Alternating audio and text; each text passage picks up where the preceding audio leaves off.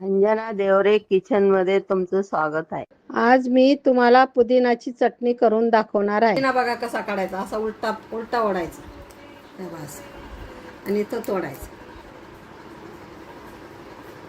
असा। पुदिन्यासाठी बघा काय काय लागतं। मी एवढं वाटीभर पुदिना घेतला, एवढी कोथिंबीर घेतली, आणि एवढं खोबरं घेतलं, एवढ्या मिरच्या घेतल्या। या ज्वारी मिरच्या आहेत, कट मिरची, तेल आहे त्याला। हे भाजून शेंगदाण्याची साल काढली, आता ते फक्त तेलात थोडे गरम करायचे। शेंगदाणे घेतले, डाळ्या घेतल्या, लसूण घेतला, खडीसाखर घेतली, मीठ घेतलं, आणि हा निंबू घेतला। निंबूचा रस काय घ्यायचा का पुदिना काळा पडू नये म्हणून। आणि या मिरच्या घेतल्या। आता हे सगळं मी भाजेल, हे तेल टाकून हे भाजेल, हे भाजेल, हे भाजेल, हे भाजेल, हे भाजेल टाकायचं। आता तेल गरम झालं, डाळ्या टाकायच्या, शेंगदाणे टाकायचे,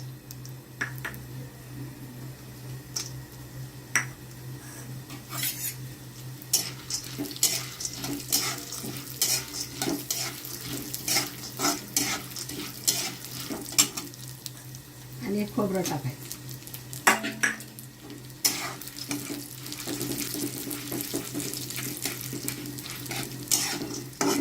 जाळायचं नाही जास्त, थोडं लालसर करायचं।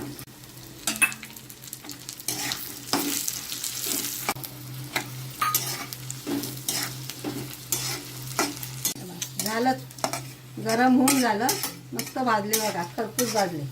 आता हे काढायचं।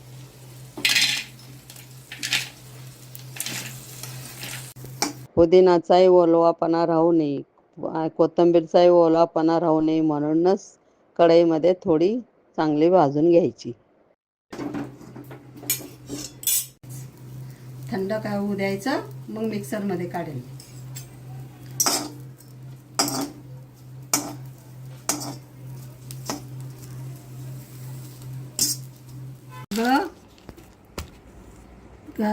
भाजलं, आणि असंच भाजायचं, जास्त भाजायचं नाही, आणि मिक्सरमध्ये काढायचं, आणि चालू बंद करायचं।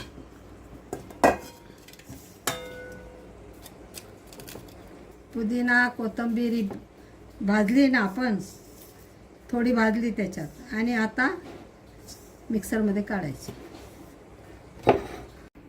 एवढी खडीसाखर, एवढं मीठ, आणि पुदिना काळी पडू नये म्हणून निंबूचा रस अर्धा, आणि आता हे फिरवायचं। हे बघा, मी आज तुम्हाला पुदिनाची चटणी कशी बनवतात ती दाखवली। 2 महिने टिकते, तुम्ही करून बघा। चव सांगा, काय काय घ्यायचं ते पण दाखवलं। याप्रमाणे तुम्ही करा, कमेंट करा, आणि लाईक करा।